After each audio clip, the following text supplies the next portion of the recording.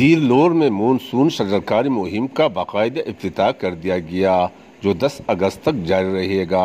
اس سلسلے میں رباط river park میں ایک تقریب کا اہتمام کیا گیا جس میں ممبر صوبائی assembly Muhammad Azam Khan, D F O lower Dir Muhammad Rashid Khan, S D P O مقاید خان، چیئرمین زکوٰۃ کمیٹی لور دیر فرمان اللہ خان، سابق ڈسٹرکٹ کونسلر اجاج خان، حاجی اسلام، حسن بادشاہ، علی بادشاہ ملک سمیت علاقے کے مشرانوں اور محکمہ جنگلات کے اہلکاروں نے کثیر تعداد میں شرکت کی۔ اس موقع پر پودا لگا کر شجرکاری مہم کا افتتاح کر دیا گیا۔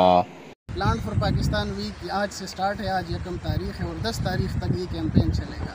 میری عام عوام سے یہی ریکویسٹ ہے کہ لور دیر فارسٹ ڈویژن مفت پودا جات فراہم کر رہے، تو جہاں پہ بھی 1 پودا لگ سکتا ہے، 2 لگ سکتے ہیں، جتنے بھی لگ سکتے ہیں وہ ہم سے رابطہ کرے، ہم سے مفت پودا جات لے لے اور جہاں پہ بھی ان کے پاس اویلیبل اسپیس ہے وہ وہاں پہ لگائے۔ تقریب سے خطاب کرتے ہوئے مقررین نے کہا کہ دیر لور میں مونسون شجرکاری مہم کے دوران 60,000 پودے لگائے جائے گی۔